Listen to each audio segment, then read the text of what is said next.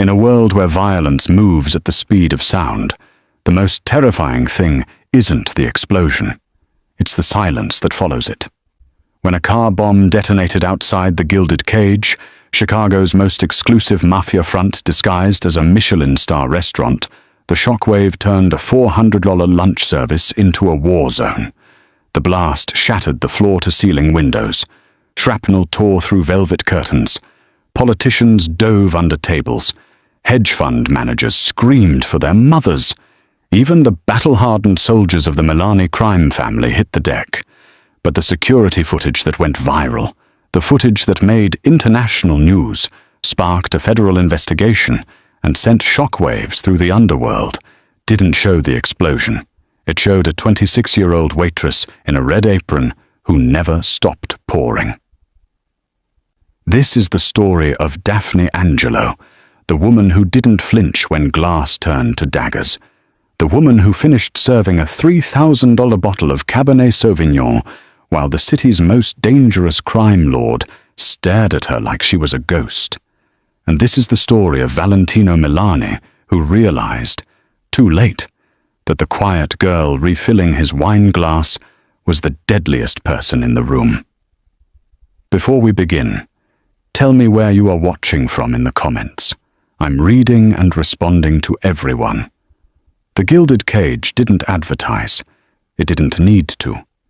Tucked into the ground floor of the Obelisk, a historic limestone tower in the heart of Chicago's financial district, the restaurant was invitation only, the kind of place where congressmen sat 3 tables away from cartel lawyers, where CEOs closed billion-dollar mergers over truffle risotto, and where everyone pretended not to notice the man in the corner booth who owned half the city, Valentino Milani.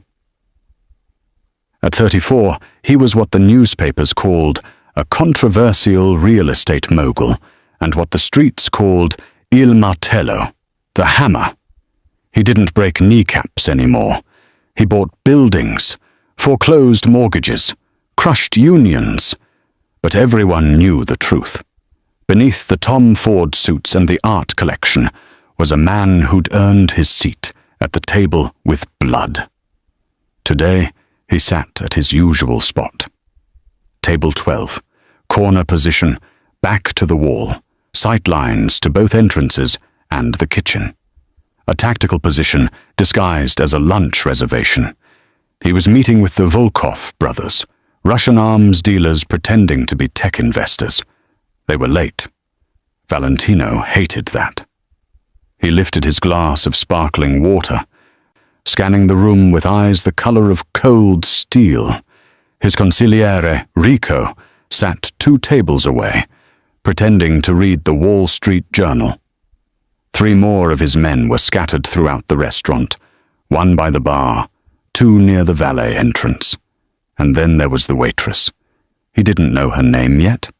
She was new, hired within the last month. Dark blonde hair pulled into a sleek bun, pale skin, delicate features that would have been forgettable if not for the way she moved, economically, precisely, like a surgeon, like a soldier. She was approaching his table now, carrying a bottle of 2005 Chateau Margaux that he'd ordered 30 minutes ago. Her posture was perfect. Her expression was neutral, professional. But Valentino noticed things other people missed. The way her eyes swept the room in a calculated pattern, entrances, exits, windows. The way her grip on the bottle was firm but relaxed, fingers positioned for control, not service. She arrived at his table without a word, presenting the label for his inspection. "Your Margaux, Mr. Milani." Her voice was quiet, unremarkable, but there was something underneath it, a flatness, an absence of the nervous energy most people carried in his presence. "Go ahead," Valentino said, leaning back. She broke the seal, removed the cork with a soft pop, poured a taste into his glass with the exact tilt, the exact pour speed that sommeliers trained years to perfect. He didn't taste it. He watched her. That's when the world exploded. The blast came from the street, a parked sedan rigged with enough C4 to turn steel into confetti. The shockwave hit the restaurant like a freight train. The windows didn't shatter, they vaporized. Glass became 1,000 flying knives. The chandeliers swung violently, raining crystal onto the screaming patrons. A congressman's wife was thrown from her chair. A waiter near the window was lifted off his feet and slammed into the bar. Smoke and dust filled the air, turning the elegant dining room into a battlefield. Valentino's instincts kicked in immediately. He dropped low, his hand going to the Sig Sauer P3XR5 holstered at his ankle.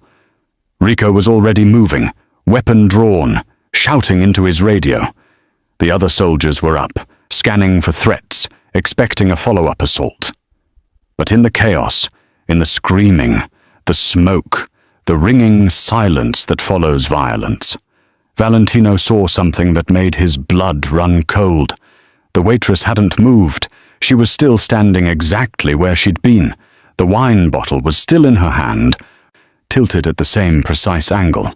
A jagged piece of window glass the size of a playing card spun through the air toward her face. She adjusted, barely.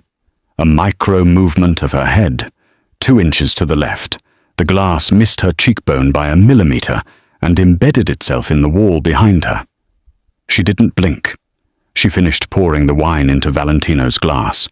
The dark red liquid filled to exactly 3/4. Not a drop spilled. Then, and only then, did she set the bottle down on the table with a soft clink. She brushed a piece of glass off her red apron. She made eye contact with Valentino, her expression utterly calm. "Compliments of the house, sir." And then she walked back toward the kitchen, stepping over debris and hysterical patrons with the same unhurried efficiency as before. Valentino sat frozen, the gun still in his hand, staring after her. Rico appeared at his side, breathless. "Boss, we need to move. Who is she?"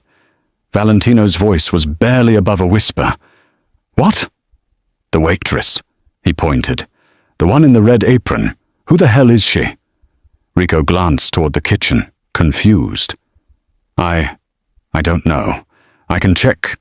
Check. Now." Rico hesitated, clearly wanting to prioritize the explosion, the potential attackers, the senator currently crying under a table. But he knew better than to question Valentino twice. On it. Valentino stood slowly, holstering his weapon. Around him, chaos continued. Sirens in the distance, people sobbing, his men securing the perimeter. But Valentino wasn't thinking about the Volkov brothers, or the bomb, or the rival families that might have just declared war. He was thinking about a woman who didn't scream when the world shattered. A woman whose pulse, he'd seen the vein in her neck, hadn't risen once. A woman who'd angled her serving tray, he now realized, in a way that would have shielded him from the worst of the blast. Fear is a reflex, Valentino thought, watching the kitchen door where she'd disappeared. Survival is a choice. But silence in the face of death? That is a warning. He smiled. A slow, dangerous thing. "Daphne Angelo," he murmured to himself, as if testing the name he didn't yet know. "Who the hell are you?" Valentino didn't go home that night. He went to the security office 3 floors below, the gilded cage, a windowless room that smelled like burned coffee and electronic equipment. His head of security, a former NSA analyst named Chen, was already pulling footage when Valentino walked in. "Start at 12:47, Valentino said, dropping into the chair. "Table 12, the waitress." Chen didn't ask questions. He queued up the feed, 4 camera angles synced to the same timestamp. The high-definition footage showed the dining room in perfect clarity. Valentino could see himself sitting with his water glass, could see the exact moment Daphne Angelo approached with the wine. "Slow it down, half speed." The footage crawled. Daphne presented the bottle, broke the seal, Her movements were textbook. Every sommelier in the city would have approved, but Valentino wasn't watching her hands anymore. He was watching her neck. Zoom in, right there. Her carotid. Chen enhanced the image. The pulse point on Daphne's throat became visible, a subtle rhythm beneath pale skin. Valentino leaned closer. Counting. 62 beats per minute. Calm. Resting heart rate. Now jump to the explosion. Same zoom. The screen flashed white. The shockwave hit. Windows disintegrated. People screamed and dove.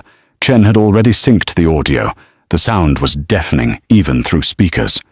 But on Daphne's neck, that steady pulse didn't change. 62 beats per minute. Valentino watched it 3 times. A normal person's heart rate would have spiked to 120, 140, maybe higher. Fight or flight, adrenaline, basic human biology.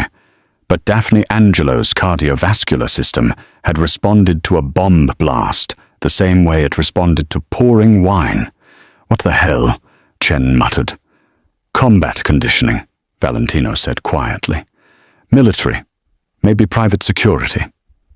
The kind of training where you run drills until your nervous system stops registering threats as threats. Or she's on beta blockers. Valentino shook his head. Her pupils responded to the light change from the blast. She's not medicated. She's trained. He pointed at the screen. Run it again. Different angle. I want to see the glass trajectory. Chen switched to the camera covering the window side. He isolated the explosion frame by frame, the precise moment the window shattered. Thousands of fragments, each one a potential projectile. Chen overlaid trajectory lines using software that calculated velocity and angle. 3 large shards were headed directly for table 12. 2 would have missed Valentino entirely, embedding in the wall behind him. But the third, a jagged piece, roughly the size of a cell phone, was on course to hit him center mass, throat or upper chest, potentially fatal if it severed the carotid or subclavian artery. Pause it there, Valentino said. Now advance, frame by frame. The footage crept forward. The glass moved through the air, and Daphne, still holding the wine bottle, still in the act of pouring, shifted. It was such a small movement that Valentino had missed it in real time. She rotated the bottle 15 degrees. The silver serving tray in her other hand lifted maybe 2 inches. The angle changed just enough that the tray caught the shard of glass, deflecting it harmlessly to the side. The motion looked accidental, natural, like she was simply completing the pour. But Valentino could see it now. She'd calculated the trajectory, adjusted her position, and used her equipment as a shield without breaking the rhythm of service. She protected you, Chen said, his voice carrying a note of disbelief. She saw the glass coming and put herself between. No. Valentino stood up, his jaw tight. She put the tray between me and the glass. She never put herself in danger. Look at her body position. She's behind the tray, behind the bottle. She used them as tools. He paced the small room, his mind racing. A waitress didn't move like that. A waitress didn't have the spatial awareness to calculate ballistic trajectories in a fraction of a second. A waitress didn't maintain operational calm during an explosion. Pull her employment file, Valentino said. Chen typed rapidly. A document appeared on screen. Standard restaurant application. Name, Daphne Angelo. Age, 26. Previous employment, various service positions in Seattle, Portland, Denver. References checked out. Background check clean. Social media, Valentino asked. Chen pulled up her profiles. Facebook, Instagram, both sparse. Generic photos, no geotagging, no personal information. The kind of carefully curated digital presence that people built when they were hiding something. Birth certificate, tax records. Go back further. Chen worked in silence for 3 minutes, then 4, then 5. "Boss," he finally said, "there's nothing. She exists on paper, starting 3 years ago. Before that, it's like she didn't exist." Valentino stared at the frozen image on the screen. Daphne Angelo, captured mid-paw, her face serene, her eyes focused, a woman made of secrets and sharp edges, disguised as something soft. "Find her," Valentino said. "I don't care what it takes. Find out where she lives, where she goes, who she talks to, and I want her at my office tomorrow night. Tell her it's about the incident. Tell her she's getting a bonus. I don't care. Just get her there." Chen nodded, already typing. Valentino walked out, but he couldn't shake the image from his mind. That steady pulse, that calculated movement, that voice, calm as death. "Compliments of the house, sir." He'd spent 15 years learning to read people, to see through lies, to spot threats. And Daphne Angelo was the most dangerous person he'd ever met. He just didn't know why yet. The Gilded Cage was closed on Tuesdays for private events. That's what the website said. What it really meant was that Valentino Milani wanted the building empty, and when Valentino wanted something, the world rearranged itself accordingly. Daphne received the summons at 4 p.m. via her manager, a nervous man named Gerald, who could barely make eye contact. "Mr. Milani has requested your presence for a private dinner tonight, 8 o'clock. He said to tell you it's about the incident, and that you'll be compensated for your time." She'd known this was coming. From the moment she'd seen him watching her in the security office footage, reflection on the polished silver, she'd known. Men like Valentino Milani didn't let mysteries walk away. She arrived at 7:58 p.m., wearing the same uniform, black slacks, white shirt, red apron, her hair pulled back, no makeup. She looked exactly like what she was supposed to be, unremarkable. The restaurant was empty, except for 2 men at the entrance, Valentino's soldiers, both armed, both watching her with the suspicious intensity of trained dogs.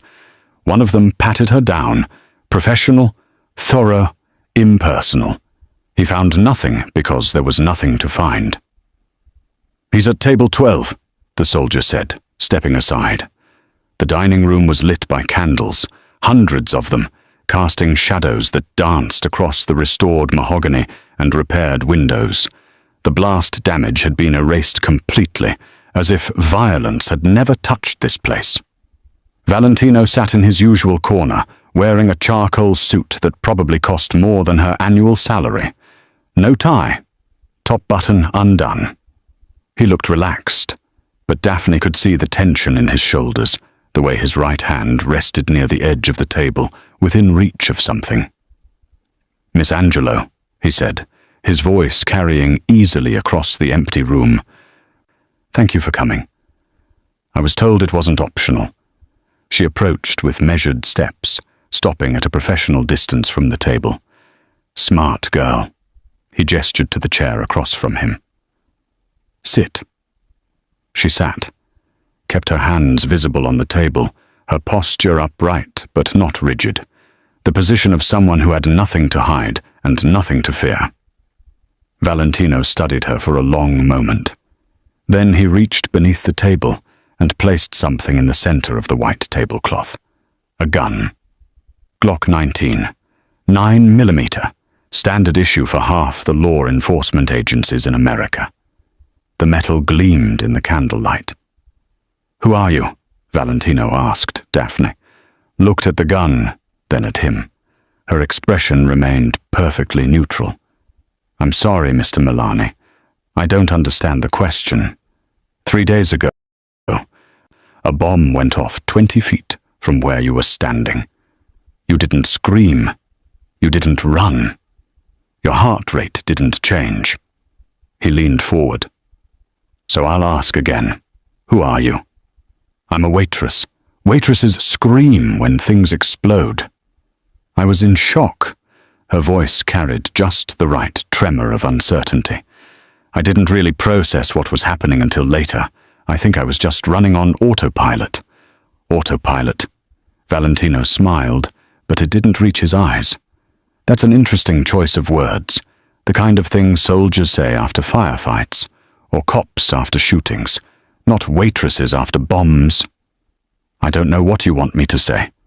I want you to stop lying. His hand moved to his jacket pocket. Daphne tracked the movement, but didn't react. He pulled out a phone, tapped the screen, and set it on the table. Audio filled the restaurant. Kitchen sounds, the clatter of dishes, the hiss of a grill, voices calling out orders, and then another sound, distinct and unmistakable, the mechanical clicks and slides of a firearm being field-stripped. Daphne felt her stomach drop, but her face remained impassive. "That was recorded yesterday," Valentino said. "In the kitchen of this restaurant. One of my men left his Glock in the staff room while he used the bathroom. 45 seconds later, you walked in. 90 seconds after that, you walked out." The audio continued. 7 seconds of mechanical precision, slide release, barrel, recoil, spring, frame. The components being separated and reassembled with the efficiency of someone who'd done it 1,000 times in the dark. Total time, 14 seconds. "You want to tell me how a waitress from Denver knows how to detail strip a Glock faster than most Marines?" Daphne met his eyes. She could keep playing the part, keep pretending. But men like Valentino didn't bluff, and they didn't ask questions they didn't already know the answers to. The silence stretched between them like a blade. Finally, she reached for the gun on the table. Valentino's hand twitched toward his jacket, but he stopped himself, watching. Daphne picked up the Glock, checked the chamber, empty, removed the magazine, empty. Then she set it back down and slid it across the table toward him. "You brought an unloaded gun to intimidate me," she said quietly. "Which means you're either testing me or you're afraid of me. Maybe both."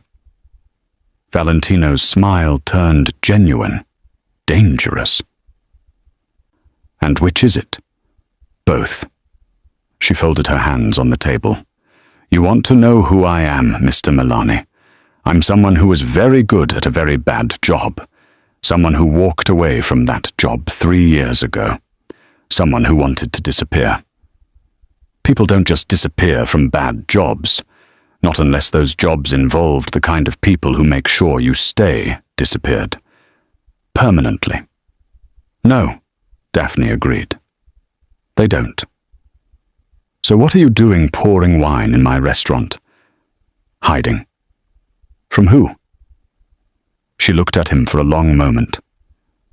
"From people who make you look like a saint." Valentino leaned back in his chair, his expression unreadable. Then he laughed, a low, genuine sound that seemed to surprise even him. "Well, Miss Angelo, or whatever your real name is, you just became the most interesting person in Chicago. That's exactly what I was trying not to be. Too late." He stood up, buttoning his jacket. "You start working for me tomorrow. Personal security detail. I'll triple whatever they're paying you here." "I'm not interested. I'm not asking." He picked up the gun, chambered around with practiced ease, and holstered it. "People who can do what you do don't waste their time serving Cabernet. And people who hide in my city, they hide under my protection, or they don't hide at all." He walked past her toward the exit, then paused. 8 a.m. My office. Don't be late." Daphne sat alone in the candlelit restaurant, surrounded by ghosts and choices. She'd spent 3 years building a wall between who she was and who she'd been. Valentino Milani had just torn it down in under 10 minutes. The architect received the notification at 3:47 a.m. Berlin time. A single line of text on an encrypted server. "Viper located. Chicago, facial recognition, Match 94.1%. He stared at the attached photograph, grainy security footage from a Chicago PD database, uploaded during the restaurant bombing investigation. A woman in a red apron, her face partially obscured by smoke and debris. But the facial recognition algorithm didn't need a perfect image. Bone structure, eye spacing, the geometry of a face was as unique as a fingerprint. The architect smiled. He'd been looking for Viper for 3 years, and now she'd gotten careless. He opened his contact list and selected a name, Cleaner Team 7. The message was simple: neutralize, no witnesses. 6,000 miles away, Daphne felt the ghost of a target settling between her shoulder blades. She'd felt it before, the invisible weight of being hunted. It was a sensation you never forgot, like muscle memory encoded in nerve endings. She stood in Valentino's penthouse office, watching him review contracts with the casual efficiency of a man who treated murder and mergers with equal professionalism. It was 9 a.m. She'd been here for an hour, mostly listening to him make phone calls in Italian, while his consigliere Rico glared at her from across the room. "We have a meeting tonight," Valentino said without looking up. "South Docks, Warehouse 7. The Kuznetsov brothers are bringing in a shipment I need to inspect personally." "That's not security work," Daphne said. "That's you testing me." Smart and perceptive. He signed a document, closed the folder. "The Russians are paranoid. They'll have counter-surveillance. Probably snipers on the surrounding buildings. My men will handle close protection. You'll handle everything else." "Why would I do that?" Valentino finally looked at her. "Because you're working for me now. And because if you're as good as I think you are, you'll see threats my men miss. If you're not," he shrugged, "then I overpaid for a waitress." Rico stepped forward. "Boss, this is insane. We don't know anything about her. She could be setting us up." "Then tonight we'll find out." Valentino stood, buttoning his suit jacket. "Get her a comm unit. She comes with us." The warehouse district was exactly what Daphne expected. Rusted industrial buildings, broken streetlights, the kind of place where gunshots echoed and nobody called the police. Valentino's convoy arrived at 11 p.m. sharp. 3 black SUVs, 8 armed men, and 1 crime boss who walked into danger like he owned it. Because he did. Daphne stayed 2 steps behind Valentino's left shoulder, her hands empty, her eyes scanning. She'd been given an earpiece that connected her to Rico's security channel. The chatter was professional, but predictable.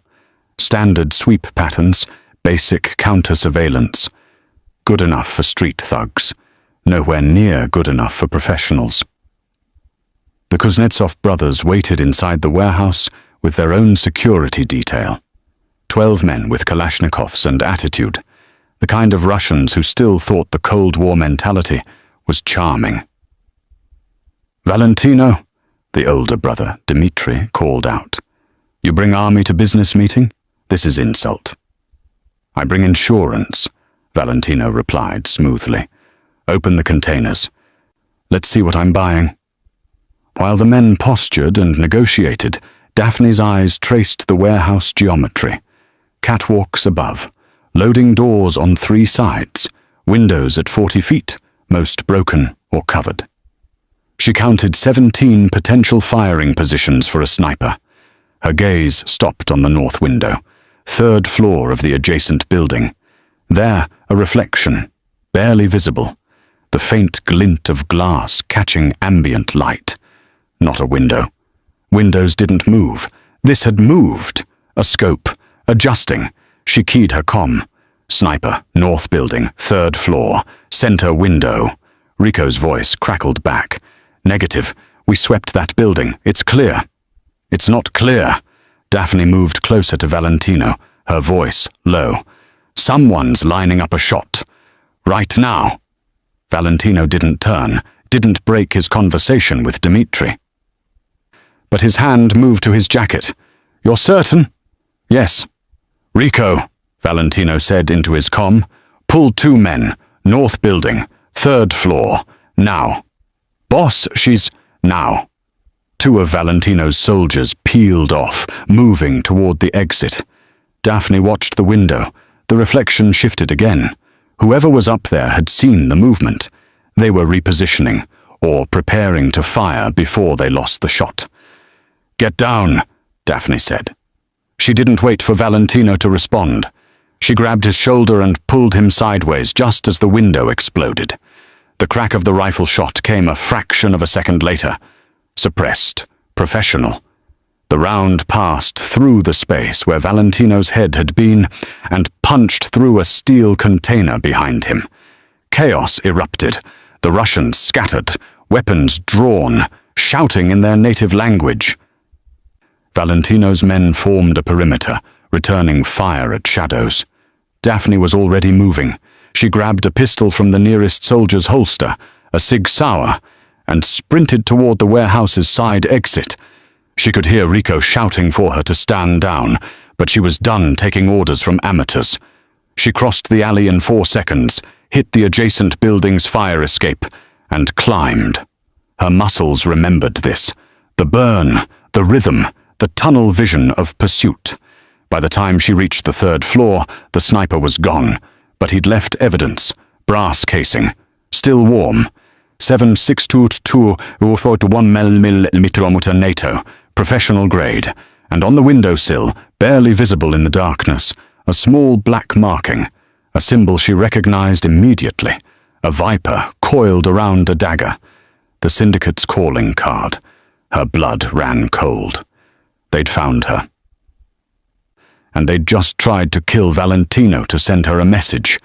Everyone around you dies.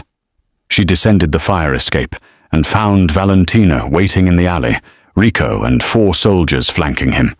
His expression was unreadable, but his eyes were locked on hers. "There was a sniper," she said quietly. "I know. My men found the position." Valentino stepped closer. "They also found this." He held up a phone. On the screen was a photograph taken from the sniper's nest. Telescopic view, high resolution, and in the center of the frame, perfectly focused, Daphne's face. "So," Valentino said, his voice deadly calm.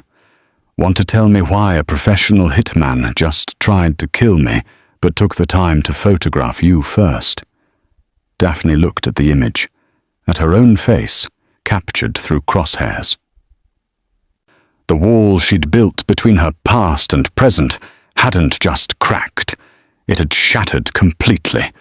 "Because," she said, "I'm not hiding anymore. They found me, and now everyone near me is a target." Valentino smiled.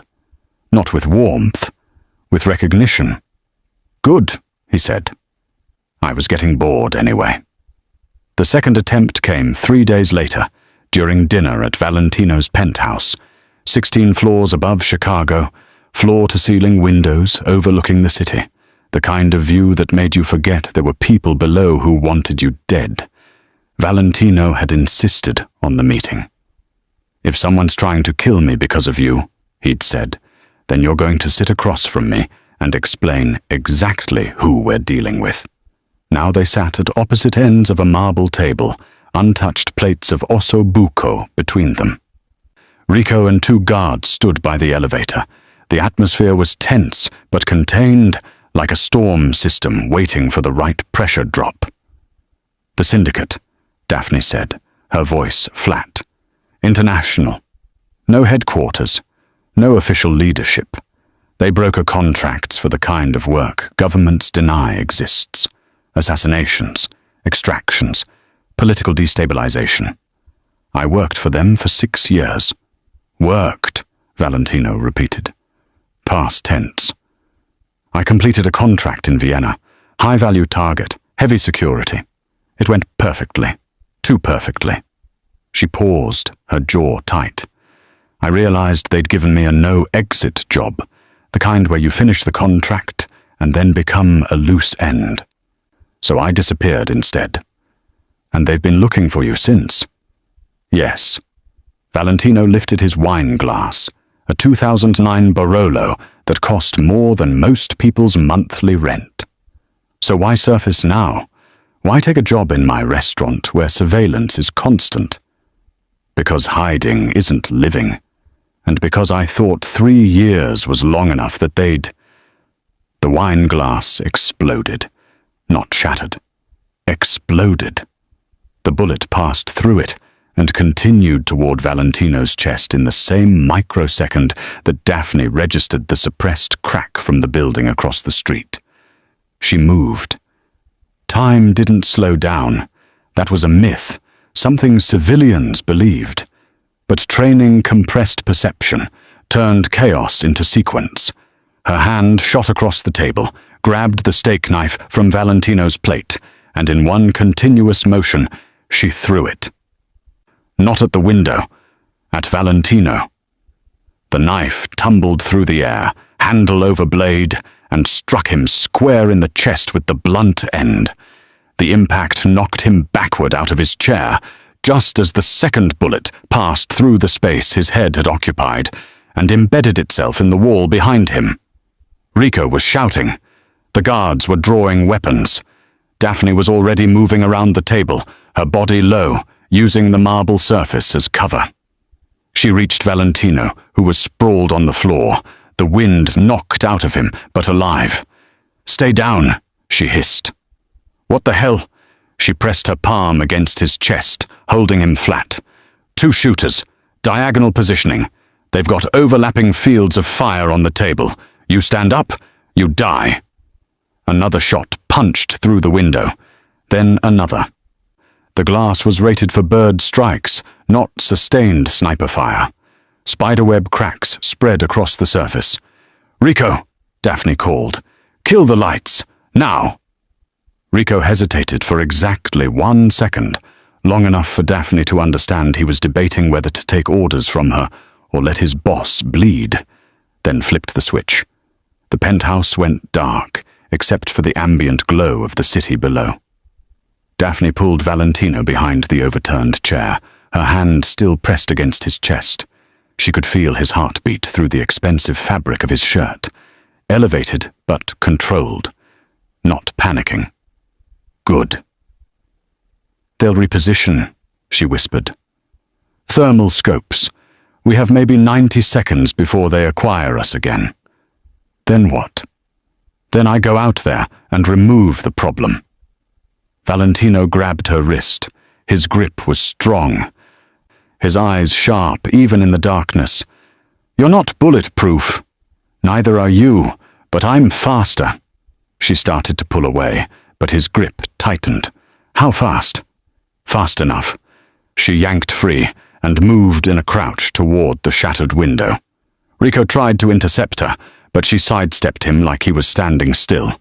At the window, she assessed angles. The shooters were in the building 300 meters east, probably 2 teams. Professionals. Syndicate standard operating procedure. Going out there was suicide. She went anyway. The fire escape was accessed through the kitchen. She hit it at a dead run, took the stairs down 4 at a time, her mind calculating trajectories and timing. By the time she reached street level, she'd mapped 12 different approaches to the shooter's position. She chose the one that kept her in shadow. 7 minutes later, she returned through Valentino's front door. Her hands were empty, but there was blood on her sleeve. Not hers. Rico raised his weapon, but Valentino, now standing behind the overturned furniture, raised his hand. "Stand down." Daphne walked past the guards, past Rico's suspicious glare, and stopped in front of Valentino. "It's done." "Both of them?" "Both of them." "With what? You left unarmed." She smiled, barely, just a ghost of expression. "I improvised." Valentino stared at her, really looked at her for the first time since she'd knocked him to the ground with a dinner knife. Her hair had come loose from its bun. There was a cut on her cheekbone, probably from broken glass. She was breathing hard but not winded, and in her eyes was something he recognized, because he saw it in his own mirror every morning. Control. Absolute, terrifying control. "You threw a knife at me," he said. "I saved your life. You could have warned me. No time." She reached up, touched her cheekbone, came away with blood on her fingertips. "If I'd hesitated, you'd be dead." Valentino stepped closer. Closer than professional distance. Closer than tactical necessity. "You know what I think?" "What?" "I think you're the most dangerous person I've ever met." His voice dropped, intimate and sharp. "And I think I just figured out how to win every war I'm about to start." Daphne held his gaze. "I'm not your weapon." "No." He smiled. Slow, genuine, deadly. "You're something better. You're my apocalypse." The air between them crackled with something that wasn't quite trust and wasn't quite danger, but lived somewhere in the intersection of both. "They're going to keep coming," Daphne said quietly. "The syndicate doesn't stop. Not until the contract is fulfilled." "Good," Valentino gestured to Rico. "Clear the building. I want every entrance locked down. And get me a line to the Morettis, the Russos, and every family that owes me a favor. If someone's declared war, we're going to make sure they regret it." He turned back to Daphne. "You wanted to hide. I'm offering you something better. Stand with me. Fight with me. And when this is over, we'll burn their entire organization to the ground." She should have said no. Should have run. But standing there in the wreckage of his penthouse, blood on her hands and death at her back, Daphne realized something. She was tired of hiding. "Okay," she said. Valentino extended his hand. She shook it. And the war began. The Marconi Foundation Charity Gala was Chicago's annual performance of legitimacy, where the city's criminal elite dressed in tuxedos and evening gowns and pretended their donations to children's hospitals erased the blood on their hands. It was held at the Blackstone Hotel. Marble columns, crystal chandeliers, a string quartet playing Vivaldi, while men who'd ordered murders that morning discussed stock portfolios over champagne. Valentino attended every year. It was expected. This year, he brought a date. Daphne descended the grand staircase in a dress that Valentino's personal shopper had selected, midnight blue silk that moved like water, a neckline that suggested elegance without vulnerability, and a slit up the right thigh that would have been impractical for anyone who didn't know how to move in it. She hated it. The exposure. The attention. Every eye in the ballroom tracked her descent, and she felt each gaze like a targeting laser. "Breathe," Valentino murmured as she reached his side. He was devastating in a Tom Ford tuxedo, his dark hair swept back, a diamond pin in his lapel that probably cost more than a car. "You look like you're walking to your execution." "I might be. Then we'll die beautiful." He offered his arm. She took it, and they entered the ballroom as cameras flashed and whispers spread like wildfire. Who is she? Where did she come from? When did Valentino Milani start bringing women to public events? Rico appeared at Valentino's elbow, his expression tight. Security's in place. 8 men inside, 4 on the perimeter. "But boss, this is a bad idea. Too many civilians, too much exposure." "Relax," Valentino said, accepting a glass of champagne from a passing waiter. "If they wanted to hit us in a crowd, they would have done it already. The syndicate prefers surgical strikes, not spectacles." Daphne said nothing. She'd learned long ago that the syndicate preferred whatever method achieved the objective, and sometimes the objective was sending a message. They made it through 90 minutes of polite conversation, strategic handshakes, and passive-aggressive exchanges with rival families. Valentino played his role perfectly, the charming mogul, the generous philanthropist, the man who definitely didn't order executions between business meetings. Daphne played hers too, the mysterious companion, The quiet presence, the woman who smiled at the right moments and said very little, but her eyes never stopped moving. Exit routes, security positions. Anyone who lingered too long, watched too carefully, or carried themselves with the particular tension of someone concealing a weapon. At 10:47 p.m., she saw him. Black tuxedo. Perfect posture. Standing near the service entrance with a champagne flute he hadn't touched in 15 minutes. His eyes weren't on Valentino. They were on her. She knew that look. She'd worn it herself hundreds of times. "We need to leave," she said quietly. Valentino was mid-conversation with a judge whose re-election campaign he'd funded. "What? Now? We need to leave now." The lights went out. Not a power failure. The emergency systems would have activated immediately.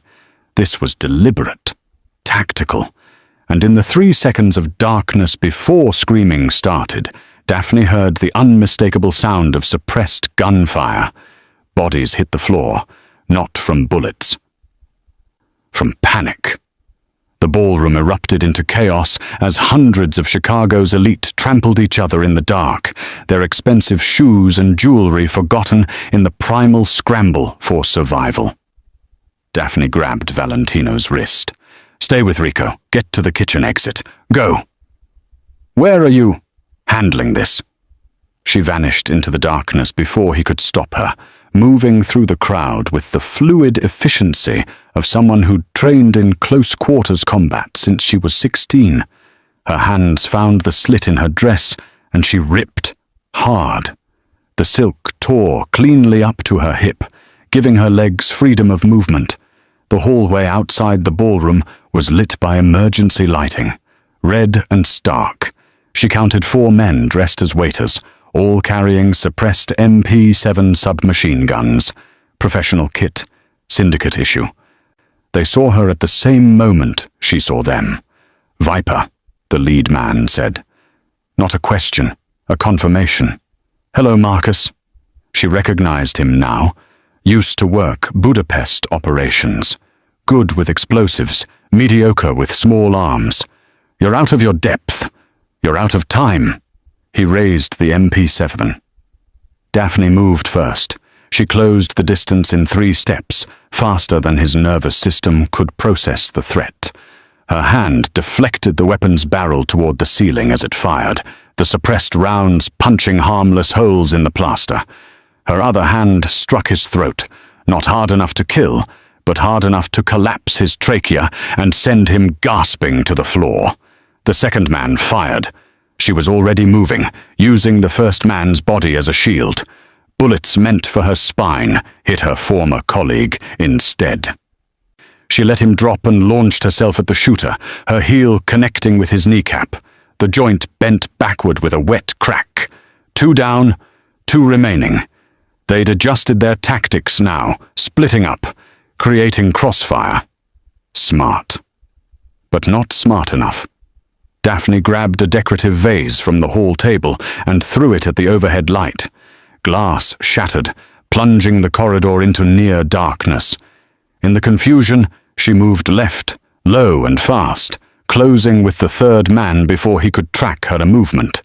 She took his weapon, a simple disarm, wrist control, leverage, and used the stock to break his jaw. The fourth man was already running. She let him go. 1 survivor to report back, to tell the syndicate that Viper wasn't hiding anymore. She was hunting. Back in the ballroom, Valentino had made his stand near the stage. Rico and his men formed a perimeter, weapons drawn, flashlights cutting through the darkness. Several bodies lay on the floor, syndicate operatives who'd attempted to breach the protective circle. Valentino stood in the center, his tuxedo jacket discarded, a pistol in his hand, looking every inch the warlord he was.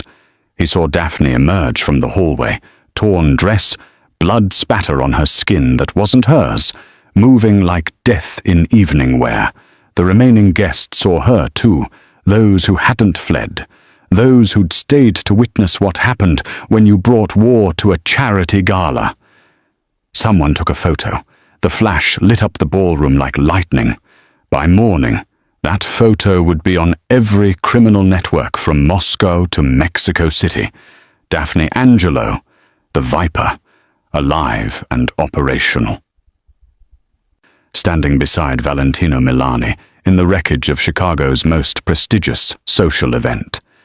The secret wasn't a secret anymore.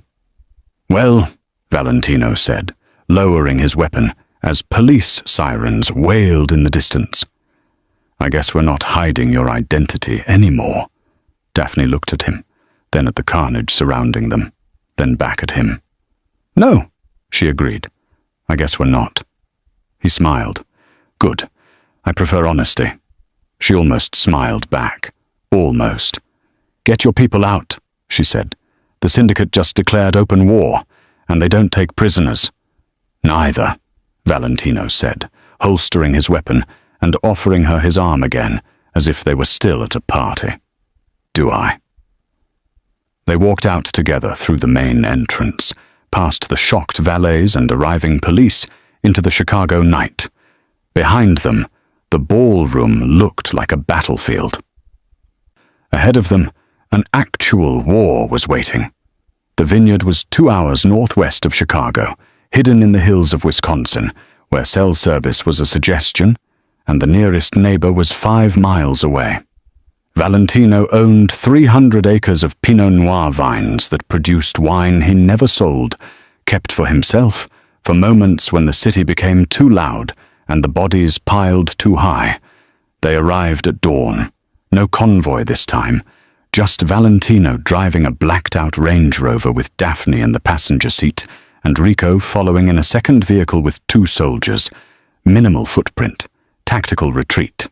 The estate house was stone and timber, built like a fortress disguised as a villa.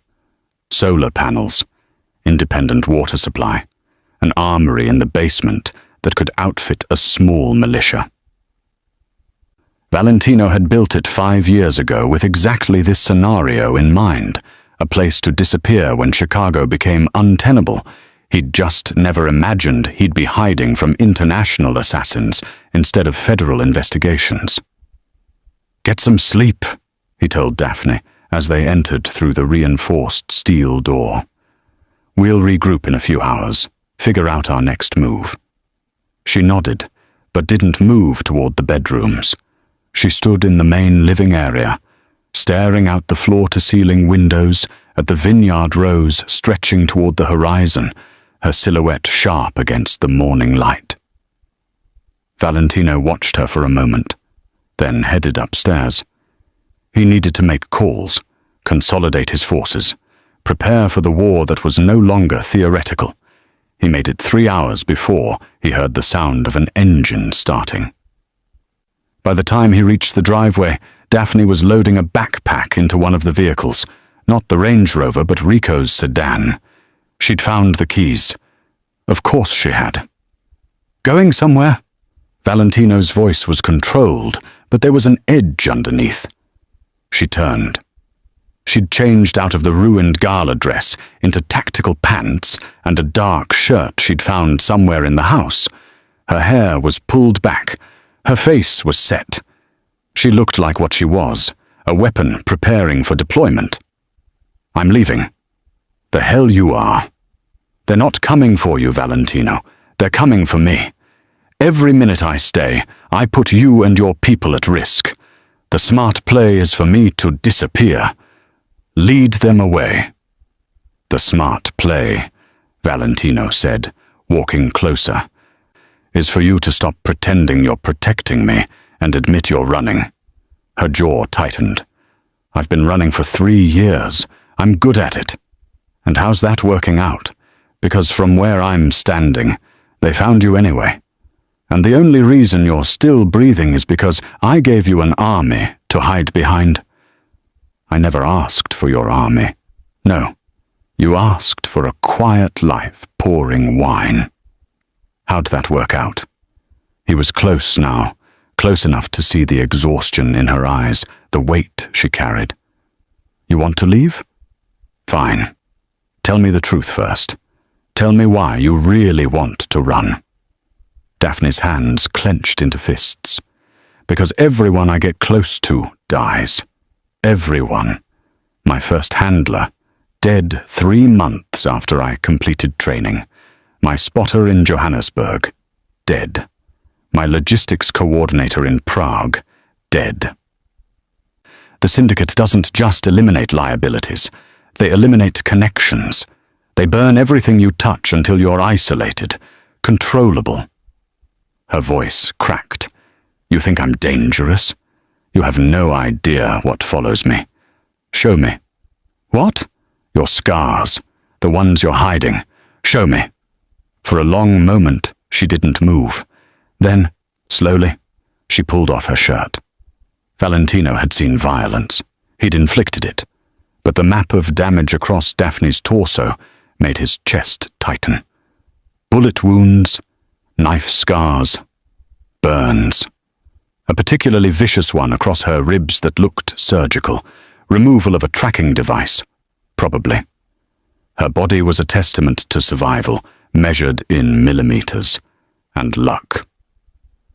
That's what happens when you stay close to me, she said quietly. That's what the syndicate does. Valentino didn't respond with words. He unbuttoned his shirt and let it fall. His torso told its own story. The puckered scar from a Louisville slugger with nails when he was 19. The bullet wound from a Russian bratva, hit when he was 24. The knife slash across his ribs from his own uncle during a succession dispute. And covering his left shoulder and chest, a tattoo of a phoenix rising from flames, incorporating the scars into the design. I got this, he said, pointing to the phoenix, after I killed the man who gave me these. He traced the oldest scars. I was 25. I'd just taken over the family. Half my own people wanted me dead. The feds wanted me in prison. I had a target on my back the size of Illinois. He stepped closer. You think you're the only one who knows what it's like to have death follow you. I've been living with it since I was 16. The difference is, I stopped running. I turned around and made death work for me. That's different. How? Because you chose this life. I was drafted into mine. And now you're choosing to leave, to run again, to spend the rest of your life looking over your shoulder, waiting for the day they finally catch up. He reached out, not touching her, but close enough that she could feel the heat. Or you could stay. Fight. And when we win, because we will win, you'll never have to run again. You don't know that. I know that 2 days ago, you killed 4 trained assassins with your bare hands. I know that you're the best operator I've ever seen. And I know that together, we're more dangerous than anything the syndicate can send. His voice dropped. Demons don't run alone, Daphne. They run together, and they burn everything in their path. She looked at him, really looked at him, at the scars, at the man who'd built an empire on violence, and somehow still had the audacity to offer her sanctuary. This is insane, she whispered. Probably. We'll both die. Maybe. But at least we'll die fighting instead of hiding. The morning sun cut through the windows, painting them both in gold and shadow. 2 people carved by violence, standing in the wreckage of their choices. Daphne reached up and touched the phoenix tattoo on his shoulder.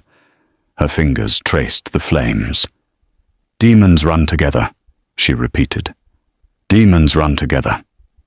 She dropped her hand, picked up her backpack, and instead of walking to the car, she walked back toward the house.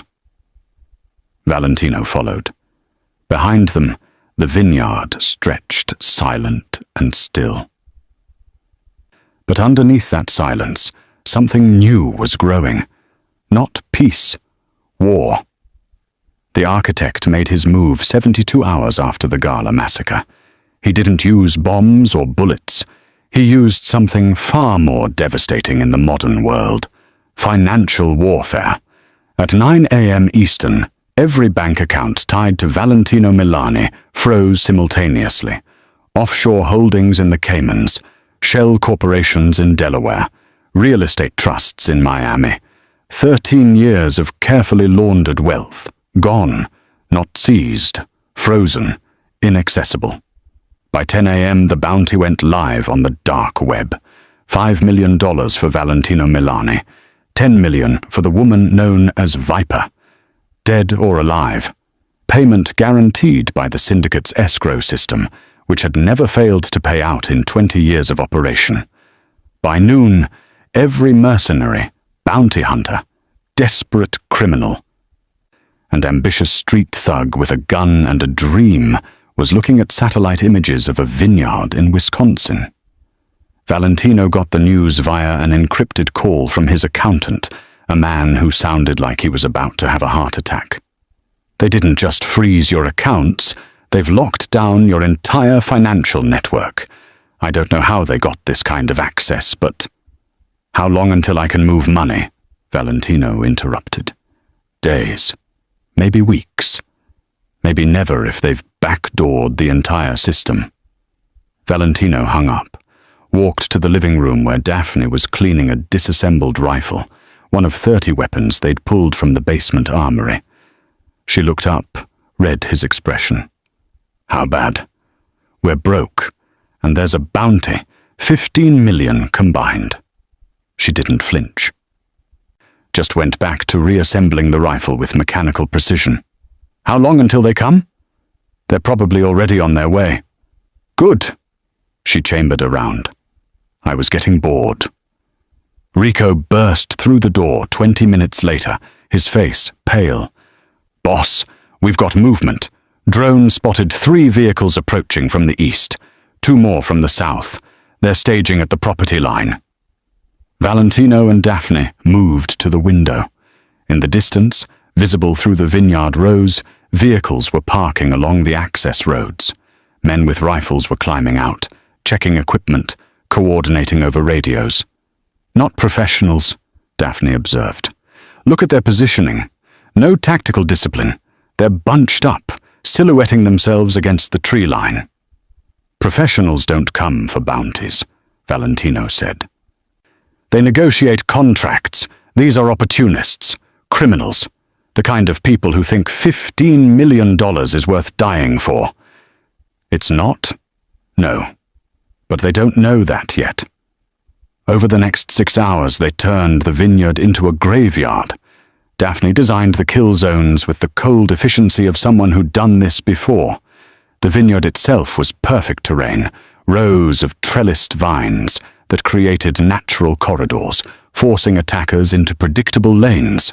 She marked firing positions on a hand-drawn map, calculated crossfire angles, and set up improvised explosive devices using fertilizer from the groundskeeper's shed and blasting caps from Valentino's armory. The first wave will be amateurs, she explained to Rico and the 2 soldiers. They'll come fast, thinking numbers are an advantage. Let them get close. Wait for my signal, then cut them down in the channels between rows 4 and 7. And the second wave? Rico asked. The second wave will be smarter. They'll see the bodies and adjust. That's when we switch to mobile defense. Hit and run. Never stay in one position longer than 30 seconds.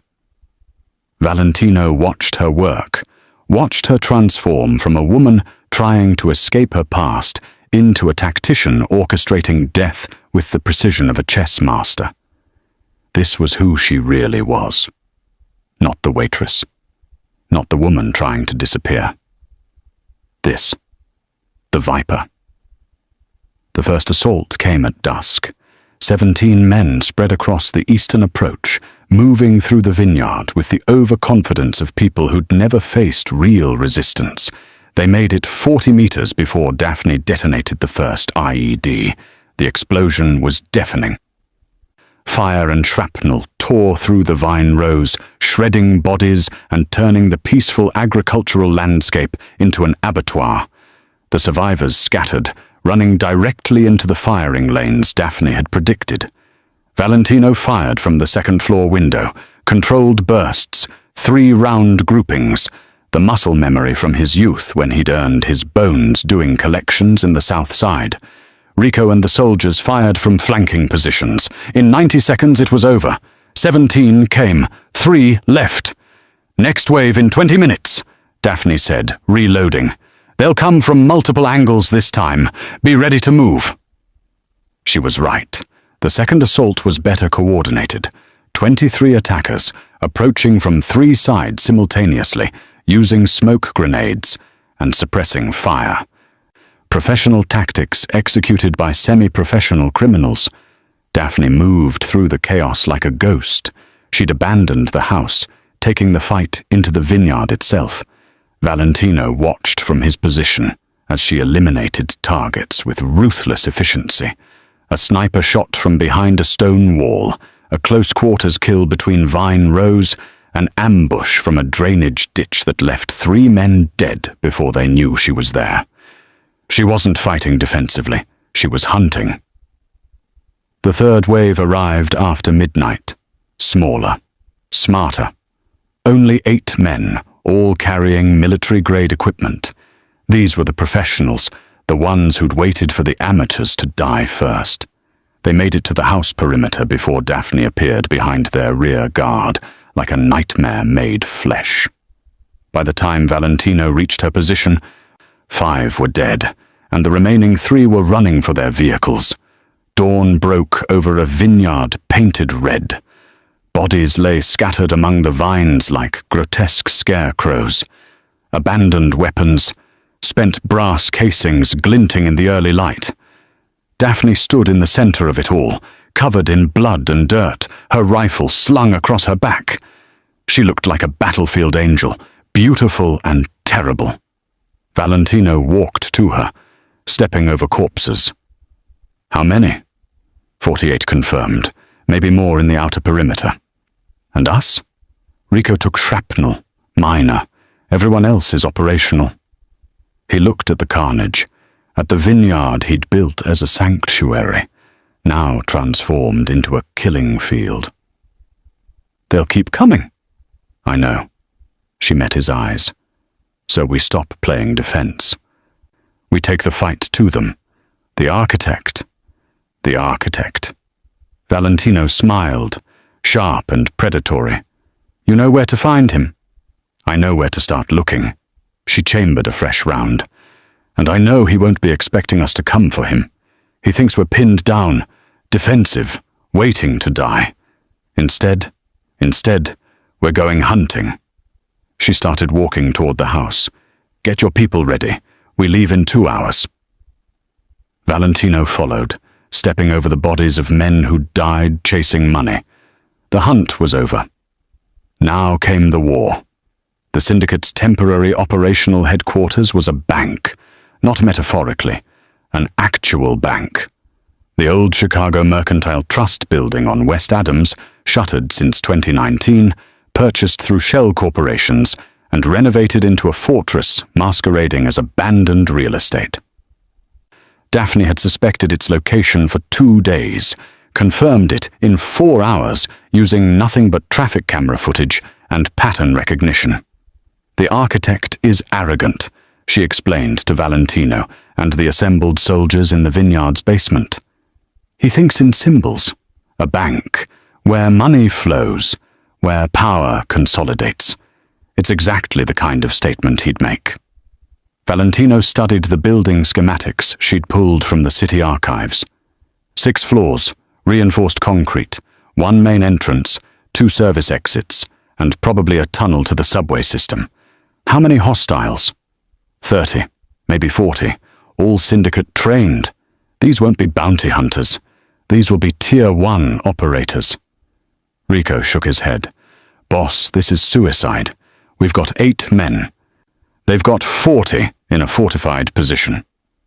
Which is why we're not walking through the front door."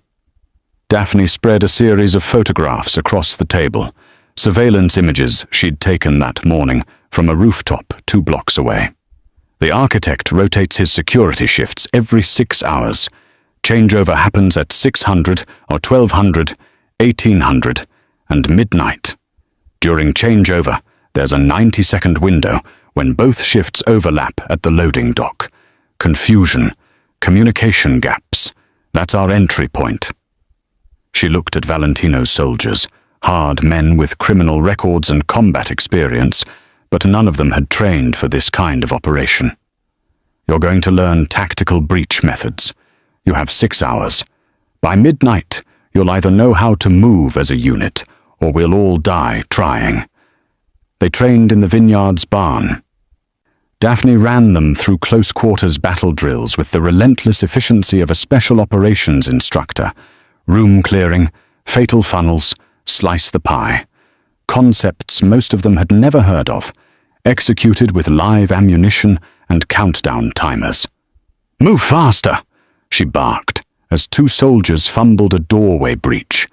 Hesitation kills. You enter a room in pairs.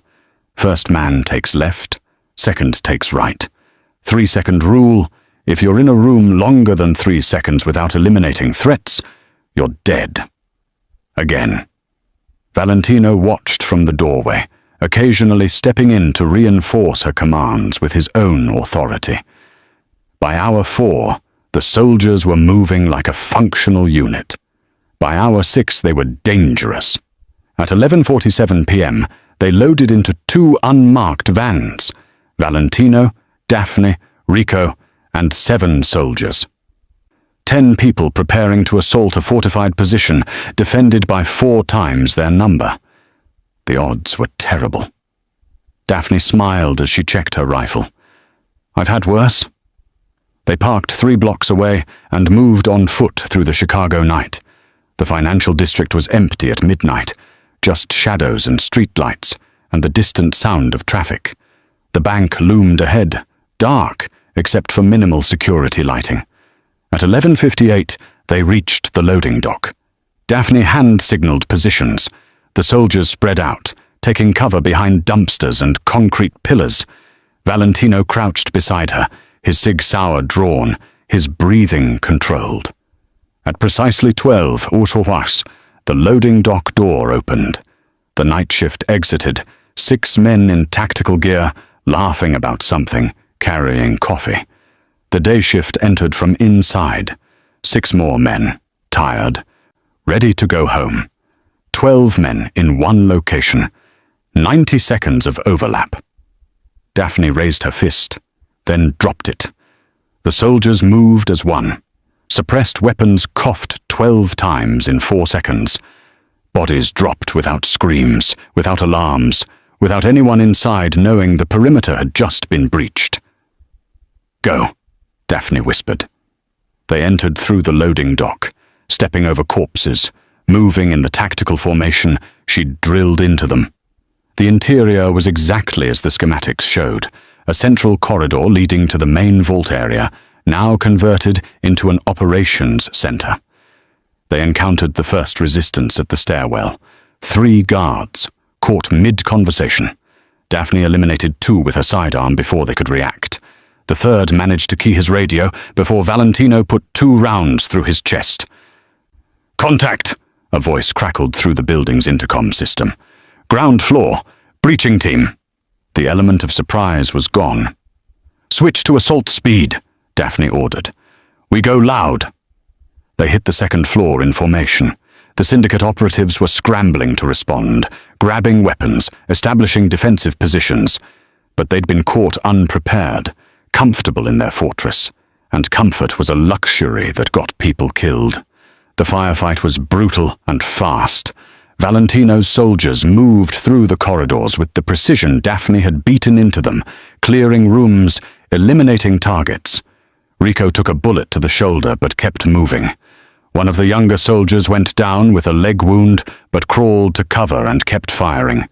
Daphne moved like death itself, flowing from position to position. Each shot deliberate, each movement calculated. She wasn't fighting. She was executing a tactical problem, and the solution was written in bodies. They reached the 4th floor at 12:19. 21 minutes since breach. Half the syndicate force was eliminated. The survivors had fallen back to the old executive suite, the architect's command center. Valentino and Daphne stacked outside the reinforced door. Inside, they could hear movement, shouted orders, the mechanical sound of weapons being readied. "Breaching charges," Daphne said. Rico handed her the explosive package. She placed it on the hinges, set the timer for 5 seconds, and signaled everyone back. The explosion blew the door off its frame. Smoke and dust filled the corridor. Daphne went in first. The executive suite was chaos. Overturned desks, scattered papers. The glow of computer screens showing surveillance feeds. 8 syndicate operatives, all armed, all firing. Daphne moved through them like a scalpel, precise and unstoppable. Valentino followed, his weapon barking in controlled bursts, covering her angles. In 30 seconds it was over. 8 bodies. Silence. And in the corner, behind an overturned desk, a laptop still displaying an active video feed. The architect's face filled the screen.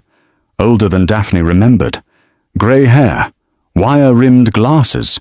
He looked like a university professor, not a man who brokered assassinations for governments. "Viper," he said, his voice calm. "Impressive. But you're standing in an empty command post. Did you really think I'd be here personally?" Daphne walked to the laptop, blood on her hands, death in her eyes. "Where are you? Somewhere you'll never find me. But don't worry. We'll find you. We always do." She smiled, cold and sharp. "No, you won't. Because after tonight, there is no syndicate. We just cut off your head. And now, we're coming for the body." She closed the laptop, pulled her sidearm, put 3 rounds through it. Valentino appeared at her side. "He's running. Let him run." She surveyed the carnage, the destroyed command center, the shattered infrastructure of an organization that had operated in shadows for decades. He just lost his army, his assets, and his mystique. He's not dangerous anymore. He's just an old man with a bounty on his head and nowhere to hide. So what now? Daphne looked at him. Now we go home, rebuild, and wait for him to make his move. And when he does, she said, we finish this. They walked out of the bank as sirens wailed in the distance, leaving behind the ruins of an empire built on murder. The counterstrike was complete. Now came the reckoning. The architect made his final mistake 3 weeks after the bank raid. He tried to hire local muscle to finish what the syndicate couldn't. Valentino's network picked up the chatter within hours. A man matching the architect's description, meeting with the Sinaloa cartel's Chicago representatives at a warehouse in Pilsen, offering intelligence on Milani operations in exchange for protection. Daphne listened to the intercepted phone call with the detached interest of a surgeon reviewing an X-ray. He's desperate, making alliances with people who will sell him out the moment it's convenient. How long until we move? Valentino asked. Tonight. Before the cartel realizes he's worthless and kills him themselves. They found him at a motel off I-94, the kind of place that rented rooms by the hour and didn't ask for identification. 3rd floor, corner room, 1 exit. The architect had traded his tailored suits for jeans and a fleece jacket, had shaved his distinctive beard, looked 20 years older without the veneer of power. He was alone. No security, no contingency. Just a man who'd spent 30 years orchestrating death from behind computer screens, now reduced to hiding in a $60 a night room with peeling wallpaper and the smell of cigarette smoke embedded in every surface. Daphne kicked in the door at 2 a.m. The architect was awake, sitting on the bed with a laptop and a pistol. He raised the weapon, but Daphne had already crossed the distance. She deflected the barrel, stripped the gun from his hand, and put him on the floor in 3 efficient movements. "Hello, Marcus," she said, using his real name for the first time in years.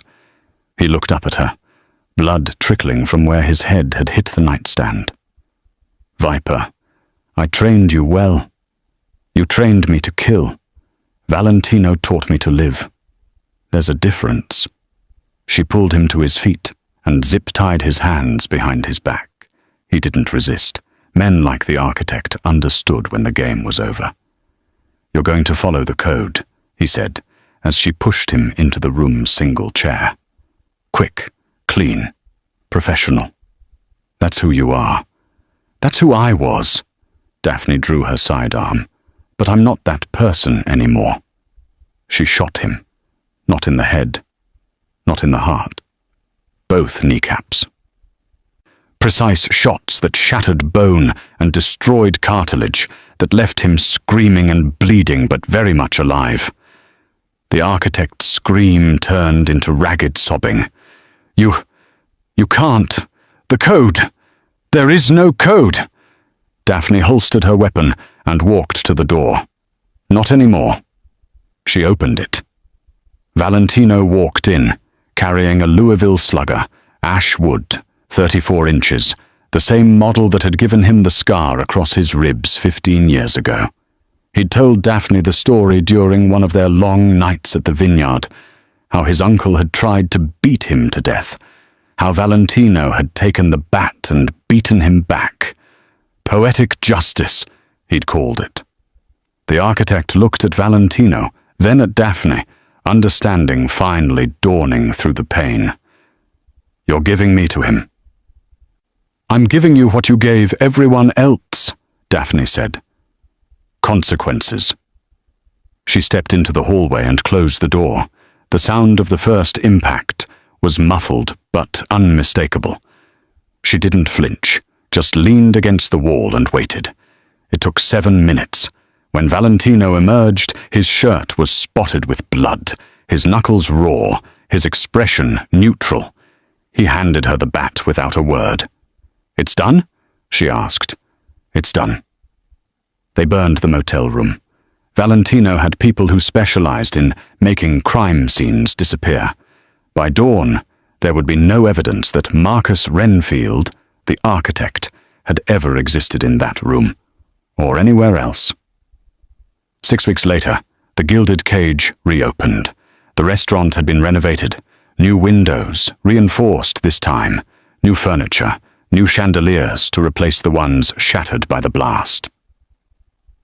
The kitchen staff was the same. The menu was the same. But everything else had changed. Valentino sat at table 12, his usual corner position, wearing a charcoal suit and reading the Tribune's business section. The headline read, "Milani Enterprises expands holdings."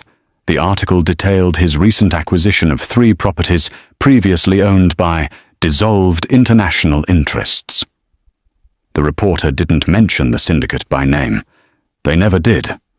Across from him sat Daphne Angelo. Not in a server's uniform. In a black dress that cost more than she used to make in 6 months. Her hair styled. A diamond bracelet on her wrist that Valentino had given her the week before. She looked every inch the woman she'd become. Elegant, dangerous, untouchable. The queen to his king. A waiter approached. Young, nervous, new hire. "Mr. Milani."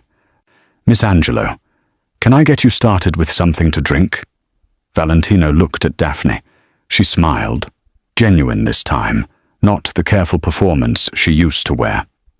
"Bring us the 2005 Chateau Margaux," she said, "and make sure you don't spill it. Mr. Milani is particular about his wine." The waiter nodded and hurried away. Valentino raised an eyebrow. "Particular? I've seen you work. You're particular about everything." He leaned back, studying her. "Any regrets?" She considered the question. Thought about the waitress she'd pretended to be. The assassin she'd tried to leave behind. The woman she'd become somewhere in the middle of blood and bullets. And a man who looked at her scars and saw beauty instead of damage. "No," she said finally. no regrets. The waiter returned with the wine, poured it with shaking hands, not from fear of them, just the natural nervousness of youth. He presented the bottle for Valentino's approval. Valentino gestured to Daphne. Ask her. She's the expert. The waiter turned, confused. Daphne lifted the glass, swirled it, inhaled the bouquet. Perfect, she said. As the waiter left, Valentino raised his glass. To new beginnings. Daphne clinked hers against his. To demons running together.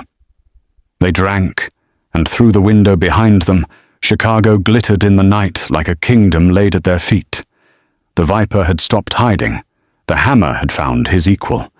And together, they ruled an empire built on the understanding that some monsters didn't need to be slain. Some just needed to find each other. In the kitchen, a new waitress was training, learning the rhythm of service. The weight of trays, the precise angle required to pour wine without spilling. She had no idea that the woman sitting at table 12 had once stood exactly where she was standing, had no idea that empires could be built or destroyed by the steadiness of a hand holding a bottle, had no idea that sometimes the most dangerous person in the room was the one who never stopped pouring. But she would learn. They always did.